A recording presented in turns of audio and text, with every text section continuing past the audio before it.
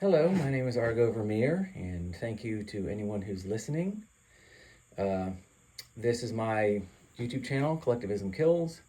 It is associated with my blog, unreformingtheology.com. That's unreformingtheology, one word, .com. And again, thanks to anybody who's listening. Sorry, it's been quite a while, a couple months since I last uploaded. And I just got a little burned out, plus, just regular family stuff. Some stressful, some just sort of mundane, boring. Just chores and teaching one of the kiddos how to drive, which, if any of you've done that, can be stressful and tedious and take it out of you. So, anyway, long and short of it is, it's been a while, and I am uploading again for the first time in several months. So, as always, thank you to anybody who's giving me their time and attention. I know these things are valuable, and amongst the millions of baying hounds on YouTube, I appreciate you listening to me. I hope that I am presenting you with ideas and perspectives that are different and a unique take on prevailing philosophical, political, cultural zeitgeist, at any rate, mostly philosophical. So, I'm in a wooden chair, so if you hear it creaking in the background, I apologize. It's an old chair, so it creaks a little bit. Hopefully it's not too loud and distracting. Okay, so today we're going to talk about atheism, morality, and the Bible, and we're going to talk about more atheist hypocrisy. Now, I need to preface this by saying, again, for the 100th time, my position on atheism should not be taken as a defense specifically of theism, or theism as we understand it relative to the doctrines of a particular organized religion.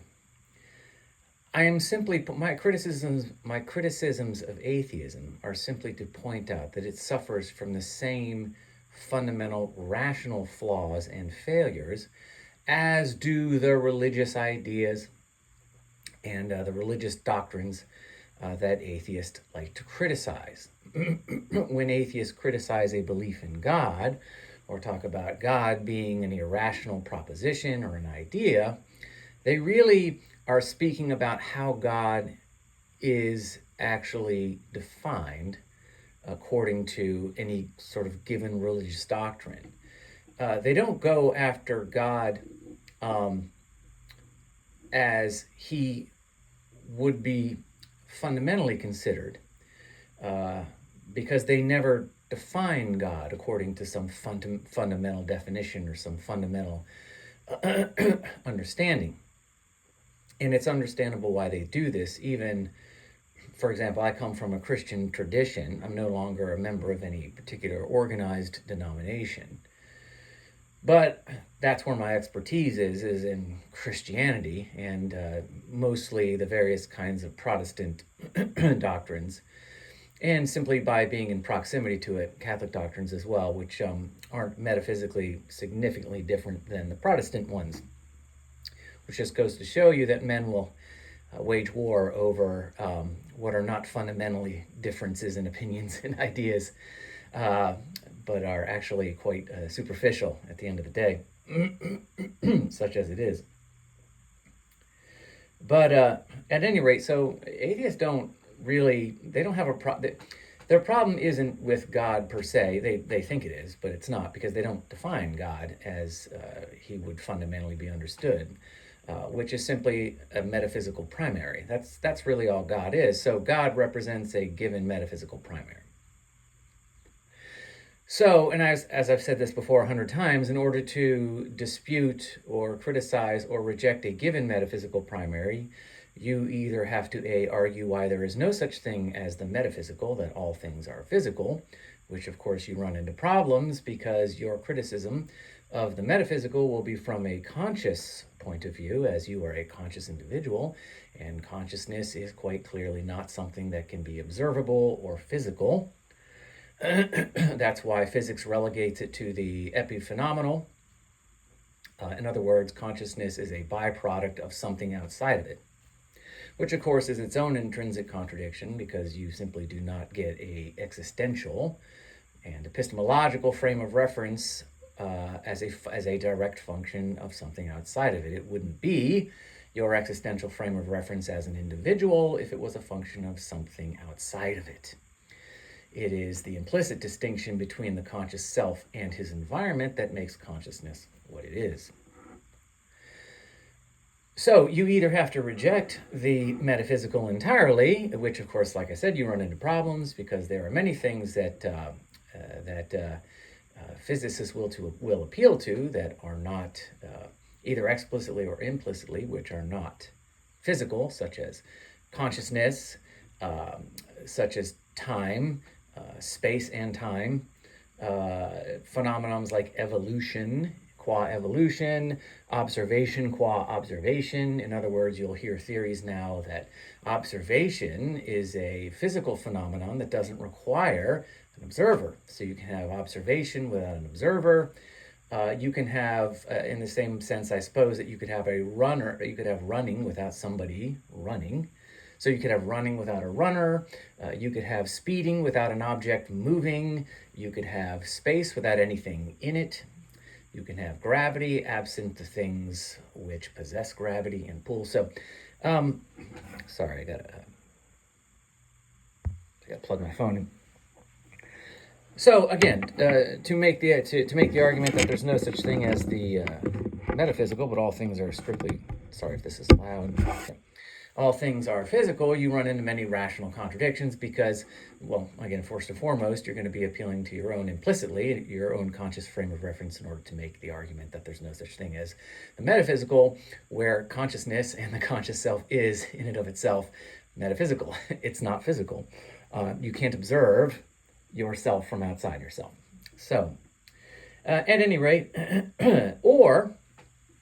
so atheists will, so in order to reject one person's particular metaphysical primary, you have to either argue that there's no such thing as the metaphysical, which I said is actually rationally impossible, or you have to argue that you possess a metaphysical primary that is superior, and by superior I mean more rationally consistent, represents a better fundamental explication of where all of this came from and how the plurality of existence is bound together. So how you can have things which are distinct actually still interact with one another and affect one another in the same space. This is a very difficult thing to do, which is why physics doesn't really have any answers for this. Like, how do you get a plurality of existence? Like, how do you get things which are themselves also interacting with other things which are themselves inherently? So you have this problem where defining a rational metaphysical primary without going down that rabbit trail, you run into many, many really difficult questions, like things that we take for granted, like the plurality of existence, how you can have two absolutely distinct objects in space, but they also can interact and affect one another. So anyway, there are serious philosophical questions that you have to answer before you can make the argument that your metaphysical primary is superior. Now, again, I'm not trying to argue that the Christian definition of God, and by the way, as a Christian, I've never actually heard anybody in the church define God in the way I'm defining him, which is really the metaphysical primary. I mean, they do it on some kind of superficial level. God is the creator. He made everything out of nothing. But of course, this isn't a rational explication for how everything was created. You can't make something from nothing because by definition, nothing doesn't exist. If you could make something out of nothing, then nothing wouldn't be nothing. Or if nothing was a thing from which you could make something out of, then nothing would not be nothing, it would be something. So it's a complete contradiction to say God created everything out of nothing, because there's no such thing as nothing. Nothing is a conceptual placeholder. It doesn't actually exist. It's not, by definition, a thing, which you can say is. Nothing is simply the conceptual placeholder called not, or is not. Okay. And they might say things, well, God made everything out of himself, but then you have to, well, how do you get the plurality of existence? If everything is a direct function of God, then what's the distinction between God and his creation? So you see how quickly this gets complicated. And this is the root and seed of atheist hypocrisy. It's because atheists don't have any better arguments than the Christians do. And I'm not even saying that the Christians are right or that their interpretation of God is rationally consistent. I understand why certain atheists reject religion, because it's predicated upon obvious rational contradictions. The hypocrisy is that atheists inherently, and I would even argue explicitly, possess those exact same contradictions. So, as I've said before, atheism is simply the obverse side of the coin of religion. It is in and of itself morphed into this new Gnostic mysticism, where it's just really all appealing to some kind of authority. It's all appealing to some kind of special and divine knowledge. So I know that's a long preface to all of this. But again, I haven't uploaded for a long time, and I didn't go back and listen to all of my videos, so I don't remember what I've talked about before. But at any rate, so we're going to talk about atheists and their approach to the morality or the moral criticisms of the Bible, and why this represents fundamental hypocrisy. And I'm just going to talk until I get tired. If I don't get through all of this, then I will. Then I'll try to upload it. I'll upload a part 2 or part 3 or a part 12. It doesn't really matter based on my numbers. It's not like I have much of an audience to lose by doing it any other way. So I do appreciate a handful of new subscribers. And of course, I do certainly appreciate those of you, the handful of you that do listen regularly. I love and adore you, even if it's just one of you. Individual people are absolutes, so you are absolutely you. So you're not just a number. You are an infinite singularity of self. Again, I can explain that, but I'm not going to right now. What I mean when I say the self is a singularity, I mean a metaphysical singularity, which I certainly have arguments for, but that's not the point of the video. But the point being is that you are you, you are not a number. So the idea that we like to quantify human beings, I find an abomination. The whole idea that the needs of the many outweigh the needs of the few is a complete rational contradiction, because you can't put a number on what is an absolute. In the self, the conscious self, your existential frame of reference, you, qua you, is an absolute. It's not a number. You are you, and you are absolutely you. You're not tertiary, you're not an epiphenomenon, you're not transient, you don't pop in and out of existence. You're not epiphenomenal. This is all nonsense. And again, if you ask the physicists and the atheists to try to explain how consciousness can be an existential, and actually consciousness is actually really an epistemological frame of reference. The ability to conceptualize is really what we mean, is the metaphysical aspect of the conscious self, is one's ability to conceptualize the distinction between self and not self, or self and environment, your body in the world and universe you live in. But I don't know where I was going with all that. But at any rate, so I appreciate all of you guys being here, even if it's just one of you, because I don't value people based on how many of them there are. The needs of the many outweigh the needs of the few is that's just some kind of a bullshit way to rationalize murdering or the death of some versus the death of others, when really you should be looking at ways to never have that happen. Anyway, I get why people try to make that rational claim in certain situations, but fundamentally it's completely rationally and philosophically flawed. No, human beings cannot be quantified. The idea that 10,000 lives are worth more than one life is just not true. All lives have equal moral and existential worth, so can't be quantified. Okay, anyway, so and I tend to ramble before I get to the point because this is actually good information and it's stuff that you just don't hear out there. At least I haven't. And given how much time I've spent online and talking to people and in the world, and given that I'm not young, I don't think many of you have heard it put this way. So I do appreciate you bearing with me. And I'm just not the kind of guy that gets right to the point. Sorry if this is annoying again. What am I going to do? This is me. Okay, so, all right. So we're going to get down to atheism and their moral criticism of the Bible and why this is completely hypocritical. Okay, now first and foremost, now when we talk about atheism, what are we really talking about here? In my experience, atheists, there's really no such thing as an atheist. And I've said this before in my other videos, because atheism is a negative belief. It's disbelief. It's simply an expression of disbelief in a given metaphysical primary called God. Okay, so atheism being a dis or a not belief is nothing. So it's not an intellectual position. It's completely passive. It's passive thinking and it's passive observation, which means it's not active, which means it's not doing anything. And so atheism, qua atheism as a disbelief, as a negative belief, as an intellectual void, is obviously in no position to level criticisms at anyone about anything because it doesn't come from a place of any kind of epistemology. It has no epistemological substance, and it has therefore no value. It can possess no truth, and it can possess no value to truth. And therefore, it has no frame of reference to criticize another idea, which is why atheists don't ever criticize anyone else's belief based on their atheism. They base it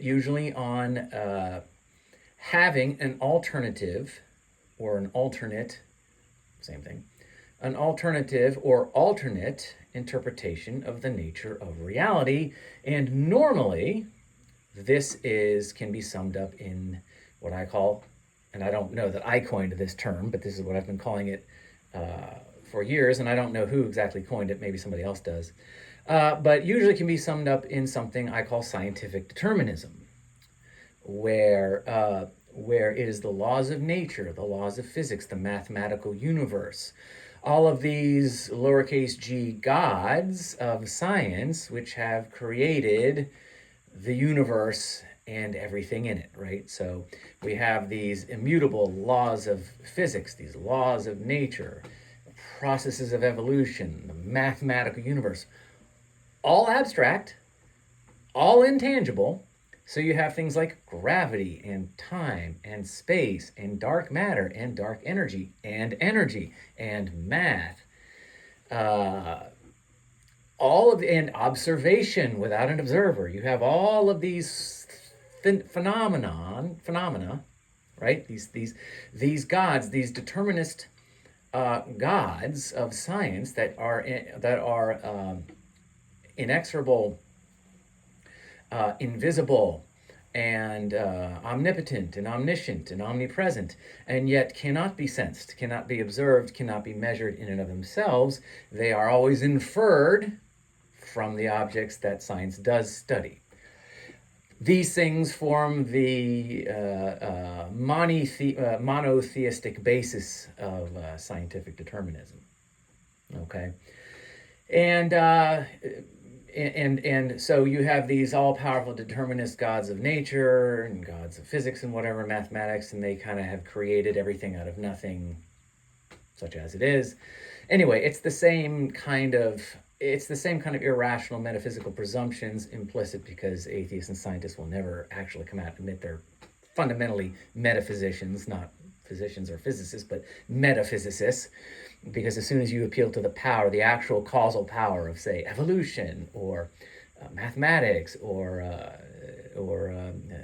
gravity or time and space, the ability of these invisible, unobservable things to affect material reality, you have already appealed to the metaphysical as the root of your beliefs. So this is typically where we find our atheist friends. They typically are coming from a place of science. Trust the science. Science is real. Science doesn't care about your feelings. Science doesn't care about your God. Well, of course, science doesn't care about your God because science has its own gods, right? So science is the new world postmodern religion, and you have the priest class in Caltech and MIT and Oxford and whatever else. You know, you have your churches and your religious institutions. And again, this is not me saying I have a problem with science. I think science is completely fine. But the thing is that science is now LARPing as philosophy. So science has long since stopped or ceased being a methodology man uses to conceptually organize what he observes, and has become a means by which to describe the nature and the sum and substance of reality, its creator, and more importantly and more hypocritically and contradictory, the observer himself. So now the observer is, according to science, a direct function of what he observes, which of course is impossible. If there is no absolute distinction between the observer and the observed, and the observer is himself qua himself, and therefore not a function of whatever he observes, his environment, well then there's no one doing there's no observation because there's no observer, contrary to what modern physicists will tell you. Sorry, you don't have observation in a vacuum of itself. Without an observer, you don't have anyone to observe. There's no observation. Same thing with gravity. If these are things where when you take the objects, for example, when you remove the objects which exist in space and time, and you're left just with space and time, you are left with something that is non-quantifiable and non-qualifiable. Same with gravity, same with observation. In and of itself, these things are simply abstract concepts that are infinite. There is no evidence for them. They are always only defined and only relevant as a function of those physical objects which either possess them or exist in them. So my point in all this is that atheists are fundamentally scientific determinists, and scientific determinists are just Gnostic, the postmodern Gnostic mystics. Science is great as science, as a methodology that man uses to mathematically organize his environment. That's fine. Science is great. But once science decides to be the arbiter of what is real, what isn't real, what is consciousness, how did we all get here, what is the value of reality, what is reality, do we exist, what is consciousness, how did everything get here, it has morphed into a Gnostic mysticism. And the reason why I say it's Gnostic mysticism is because it's entirely determinist. Which means that there is no actual thinking you. Consciousness is a function of some other determining force outside of it. The laws of nature, the laws of mathematics, the laws of physics, biological evolution. These are what is creating your consciousness, right? So you don't actually think, you don't actually know, you are therefore determined, okay? There is nothing about you in and of yourself that actually exists as a conscious, singular, volitional agent. Now, this, of course, begs the question, well, if all man and all men and women, obviously mankind, are determined by these ineffable, ineluctable, invisible gods of science, and we're all direct function of these, and therefore there's nobody who's really themselves, qua themselves, because consciousness is some kind of illusion. Consciousness is determined and dictated just like everything else in reality, then how do the people who are, how do we know what we're supposed to think or do if we're not even really here? So long and short of it is that you, as a member of the masses, like myself, do not possess any intrinsic or inherent capacity to apprehend truth and act in service to it, because consciousness is not volitional, it's entirely determined, right? And so, in order for us to possess the truth, in order for us to act in service to truth, it must be dictated to us by who? And it must be dictated to us by a special divinely enlightened priest class, the high IQ scientific geniuses that Eric Weinstein wants to make a philosopher class, a scientific priest class that should be untouchable by the masses, by the state, by the law. It could be this is what I think I heard him say one time, that scientists should be put in a position where they're sort of above even government. They should be left alone to do their thing and then sort of dictate truth down to the rest of us.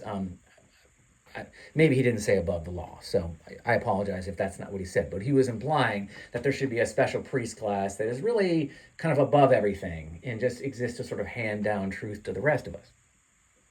So the rest of us here in the unwashed and blind masses, we exist as a direct function of these determinist forces, and therefore we can only act in service to truth that is dictated to us from our enlightened philosopher kings.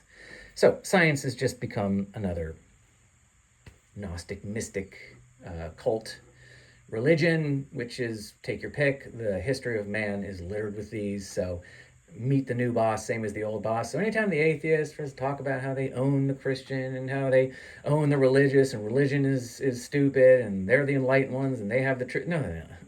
They're just a new religion. They're just postmodern Gnosticism. It's no better than any other religion.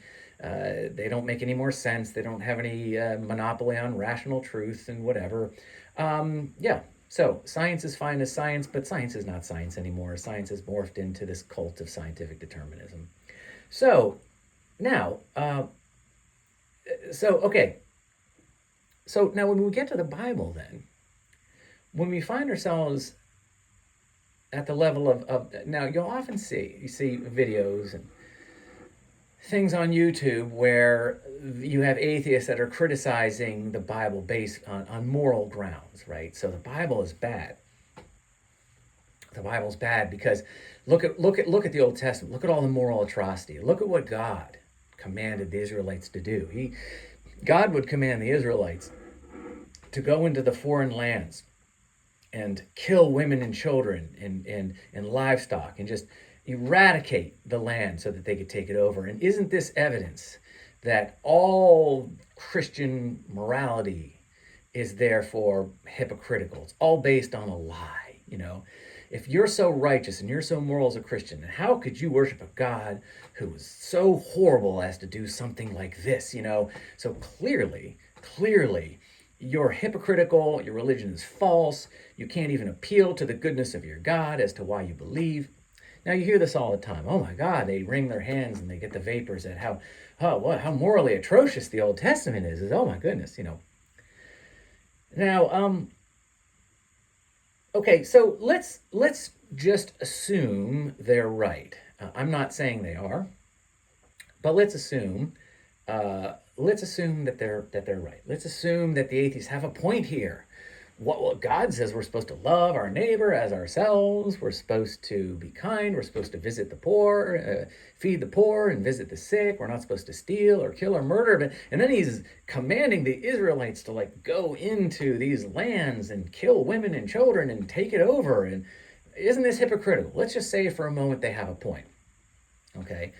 Never mind that there's many ways to interpret that. If atheists were serious metaphysicians and actually thought through their ideas and actually decided to sort of critically examine the Bible, both culturally, historically, and holistically, they might see that there isn't really any inherent contradiction. But that's very complicated philosophical thinking. And not to be mean to atheists, I haven't run into atheists that are particularly capable of complicated philosophical thinking because they don't believe in metaphysics. And if you don't believe in metaphysics, then why would you spend any time thinking about difficult metaphysical ideas? You wouldn't. You just appeal to science. And if you didn't understand the science, which the vast majority of them don't because the math is really hard, they just appeal to the authority of their scientific priest class and they just kind of, regurgitate whatever Gnostic bullshit they've heard Richard Dawkins say or Christopher Hitchens spout or whatever, take Sam Harris, take your pick of your Gnostic postmodern mystic. Okay, but let's just assume for the moment that they're right. Let's say that they're right. Well, here's the problem. There's a couple of problems here. Firstly, atheism, qua atheism, as I said before, is a non-belief. It's a negative belief, right? So it doesn't possess any epistemology of its own. It doesn't possess, therefore, any truth, and more importantly, it doesn't possess, therefore, any value. Atheism doesn't carry with it any inherent ethics. Ethics is just the value of truth. So you have this truth, and then you have the application of truth in service to what the truth is supposed to produce when it is applied. There's a value to that. That's ethics.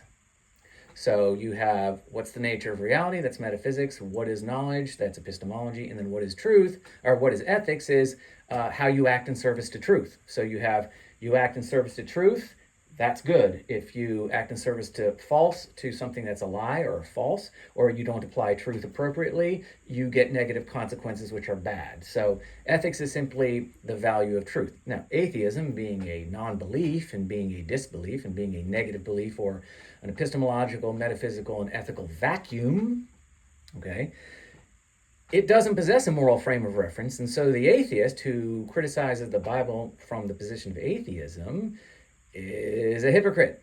The reason being is that they possess no moral framework from which to criticize. If God is doing it wrong and the Bible is doing it wrong, what is right? Well, you can't ask an atheist this who's arguing from their atheism, because atheism is a negative belief and doesn't possess any kind of ethical or, and therefore, biological extension, no moral frame of reference to criticize. If you can't say what's right, then you can't say what's wrong. If you have no frame of reference for what actual ethical behavior is supposed to look like, well, then you can't criticize what you have described as unethical behavior or immoral behavior.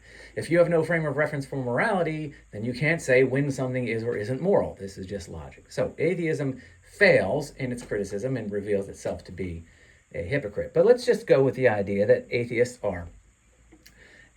are arguing from their scientific determinist frame of reference. So they have decided that science explains all things, and that the world and reality and everything is a function, consciousness, and therefore truth and ethics, and everything is a function of these ineffable laws of nature and physics and mathematics and evolution and everything else.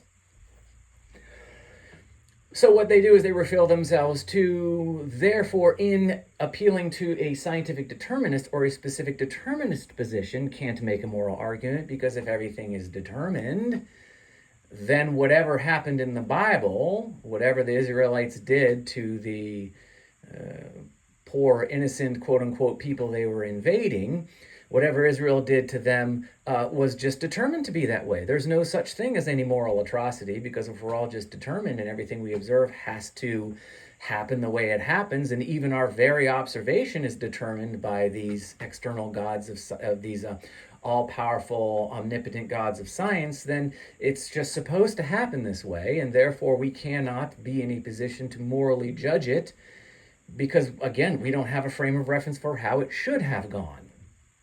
Okay, so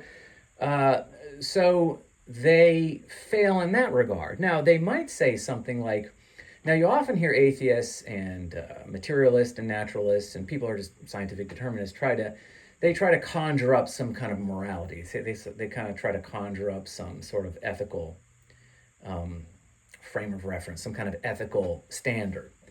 And they'll say, well, we know it's better for society if people don't go around killing each other or stealing from one another. It's just better for society. But again, better for society, this is not objective morality. They're just saying, like, look, we know consciousness isn't real, and we know that there's no such real thing as actual value. There's no real way that consciousness can apprehend truth, because our brains are all they're just neurons and atoms and electrons. They're just acting in service to the governing laws of nature and evolution and chemistry and whatever. And so we know there's nobody really home. We know it's the ghost in the machine is a lie.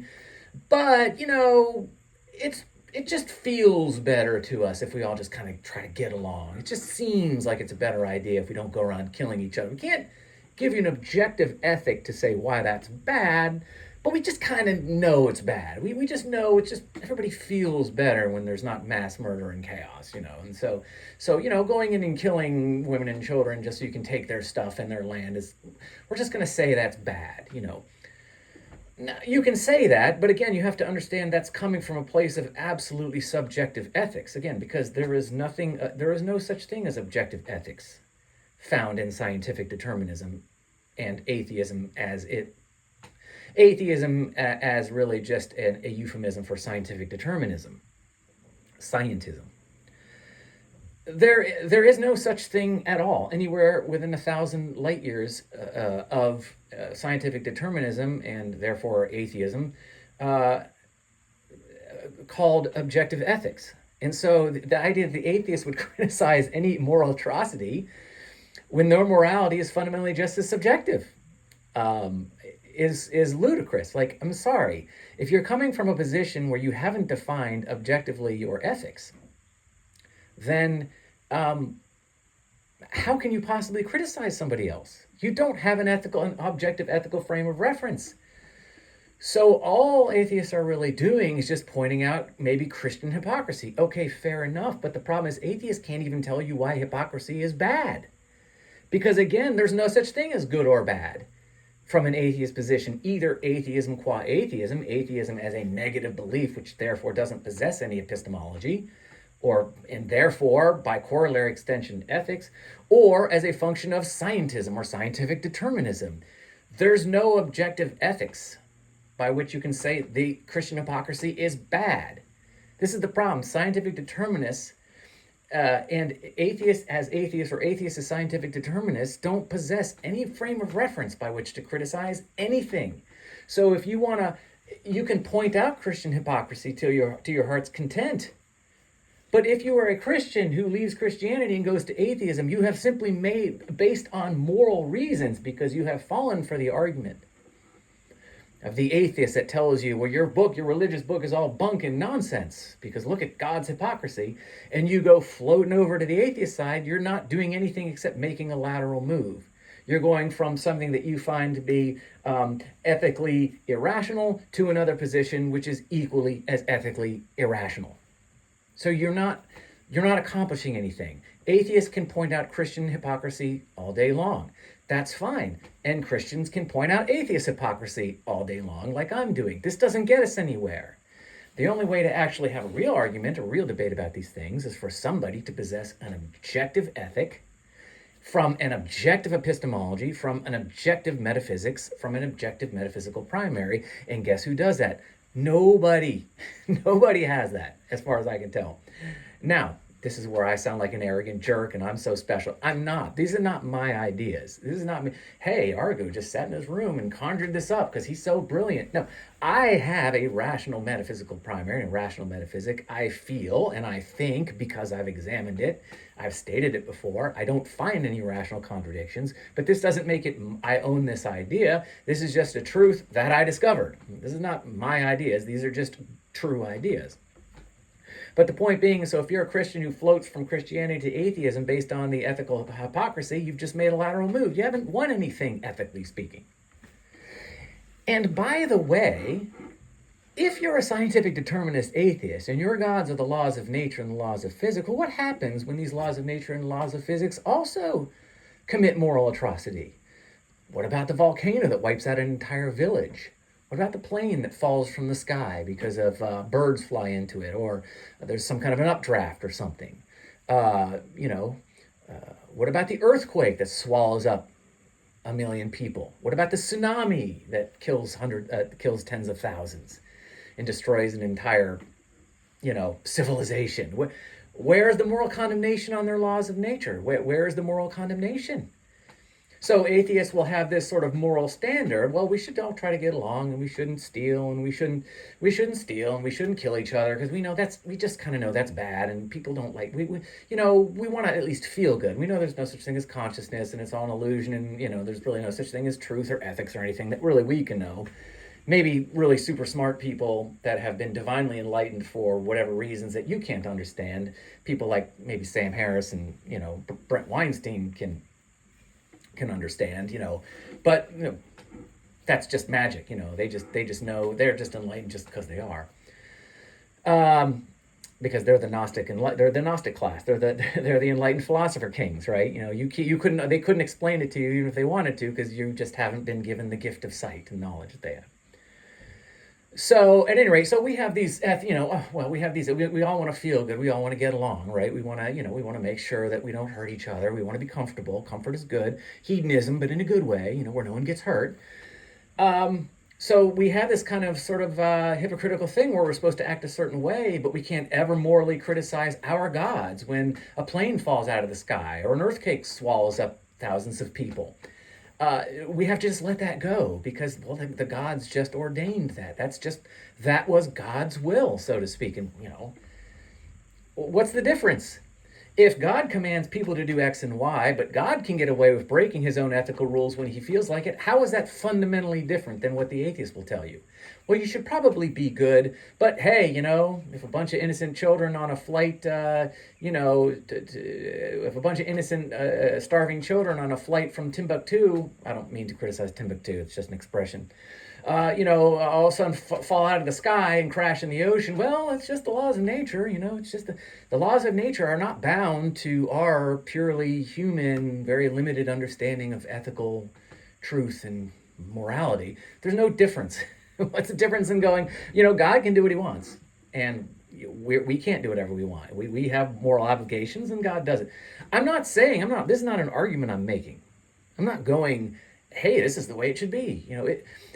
This is true, God can do whatever he wants because he's God, and I'm not saying that. I'm saying that it's no different from the atheists who criticize the Bible because God decides to violate his own ethics or his dictated ethics to man at any given moment is no different than the atheist making excuse for horrible things that happen to people when the laws of nature go awry. And the idea, well, God, your God is conscious. Your God is conscious, and so that's hypocritical. See, your God should know better because my gods aren't conscious. They're not aware of what they're doing, except they are in some sense because clearly, even if consciousness is just epiphenomenal. Anyway, I'm not going to go down that rabbit hole. But they'll go, well, your God is hypocritical because he's conscious. Our gods are, and they won't call them gods, but the laws of nature and the laws of physics, they're not conscious, so they can't be held morally or ethically liable for what happens, But again, it goes back to what I said before. It's like, well, so what? So our God is hypocritical. Okay, and wouldn't our God be allowed to be hypocritical?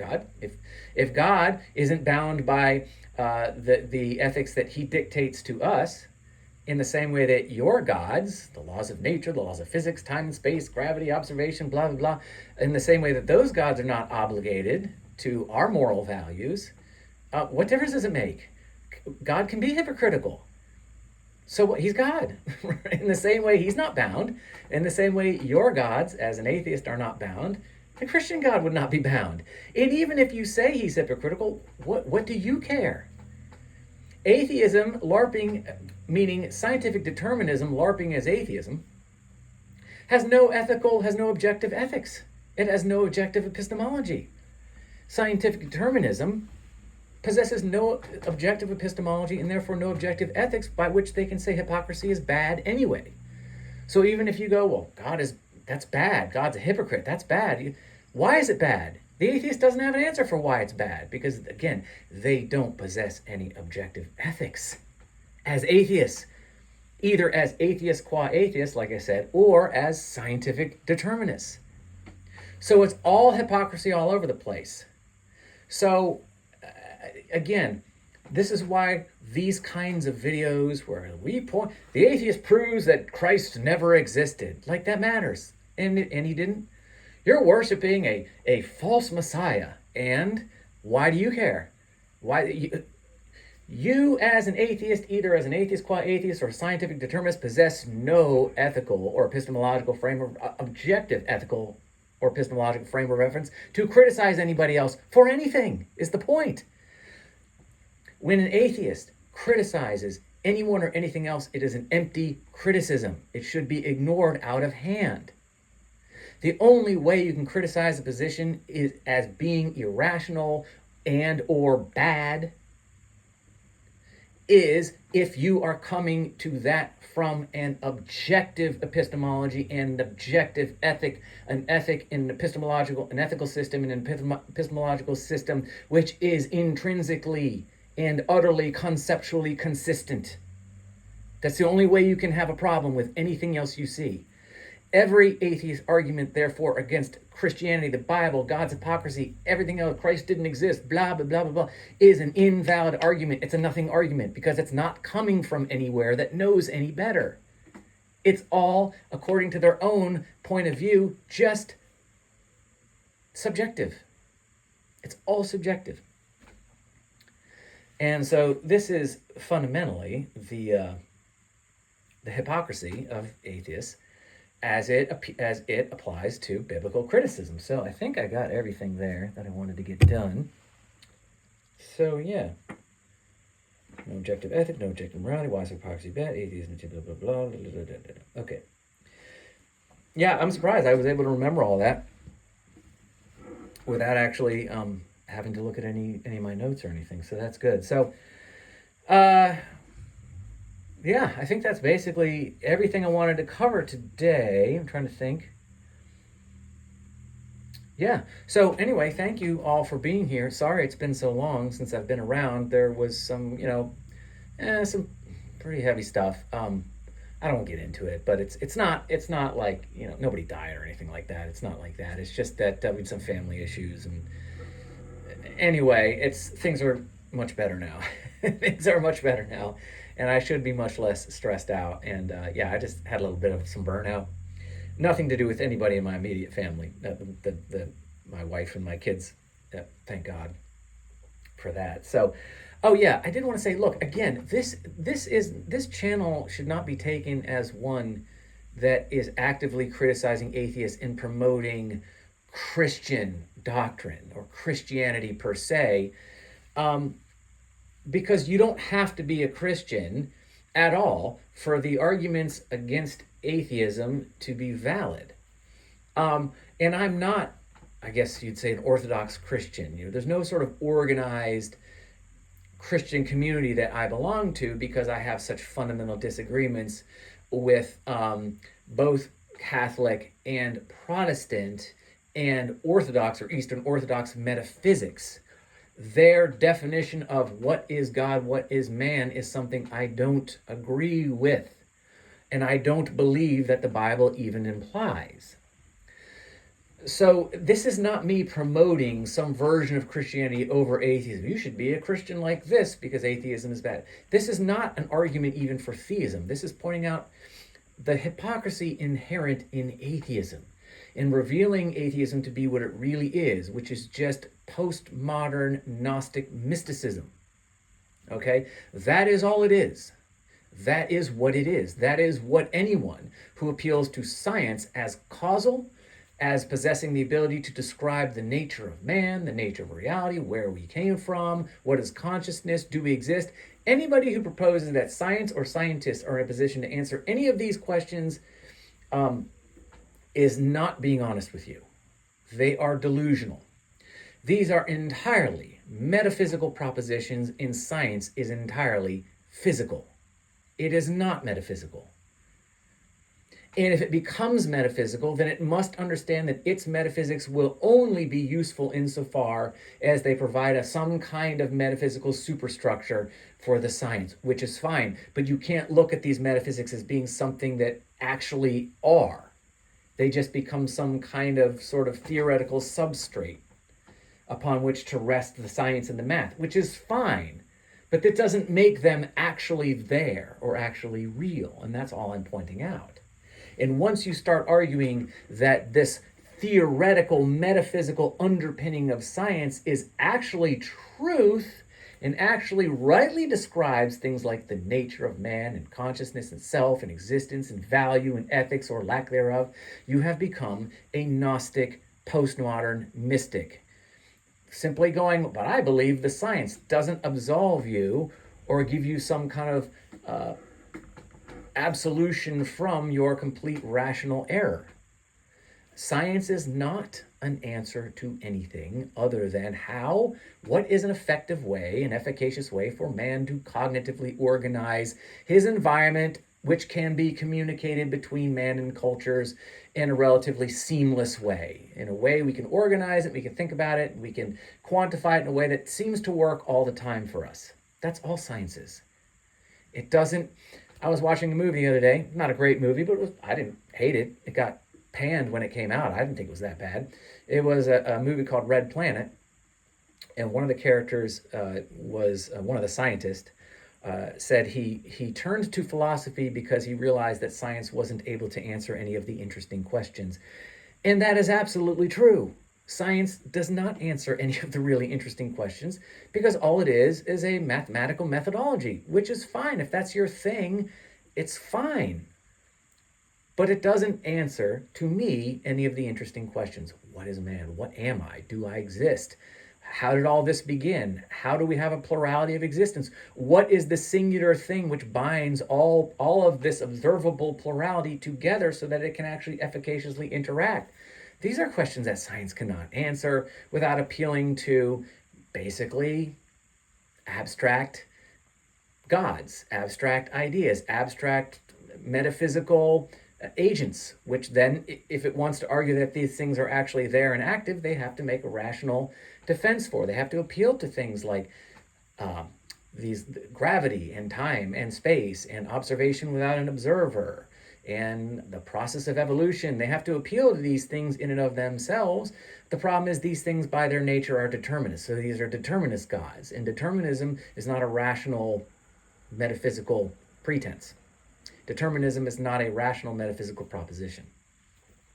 So science can't answer any of the really interesting questions, and it doesn't.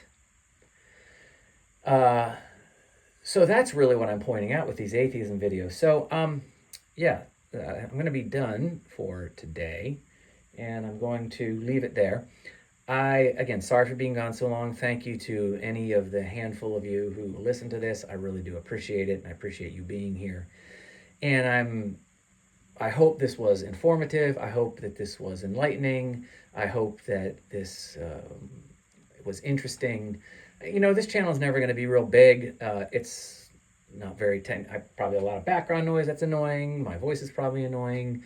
I don't have really any friends because I'm not a Republican. I'm not a Democrat. I'm not a collectivist. I'm not really a Christian as you know it, and I'm not an atheist, so I kind of fall outside of everybody. So I don't have any friends. I'm a cooperativist. I hate saying anarchy because anarchy has a chaotic and violent sort of connotation to it. Not that it should, but unfortunately in this day and age, anarchy does, and there have been anarchists in the past that are not the kind of voluntary cooperatives kind of things. So I believe that government is an illegitimate institution and is metaphysically irrational. And I don't have really any friends because I just don't get on board with any of it. And so this is going to be kind of a small sort of a channel, and I'm not going to have many friends or followers, and plus there's nothing to watch on the screen, which somehow... There are people that have channels that don't do anything more than I do. They just talk, but I guess because they're on camera, they get thousands of views and I get none. And again, I don't mean to downplay anybody who's watching. I love you and adore you, but when I say none, you know what I mean. And the only difference is they actually have a camera at their face. And I only really listen to YouTube. I never really watch it because I listen to it while I'm doing stuff, so I don't get it. But there are guys and gals who I would argue are way less interesting than me talking about arcane topics that have many, many, many more subscribers than I do, and they don't do anything different other than just put the camera in front of them. And the only difference is that I don't. Maybe that makes a difference. Maybe I should have the camera pointing at me when I talk. It'd be interesting to see if I put the camera on me and talk, would that gain more views? I kind of think it would. Probably would. I don't know why. I mean, I'm not a whole lot to look at. I'm average, probably at best. I mean, I'm not hideous, but I'm not, I'm not a young Dave Gilmore by any stretch. So, not a young David Gilmour. I'm not a young Mark Hamill, that's for sure. So I don't know why that would make a difference. There's nothing to see, but maybe that would work. So, all right, I'm going to sign off. Thanks for listening to anybody who does, and I don't know when I'll talk at you later. It won't be 2 months, but it'll be sometime in the near future. All right, thanks, guys. Take care. Bye.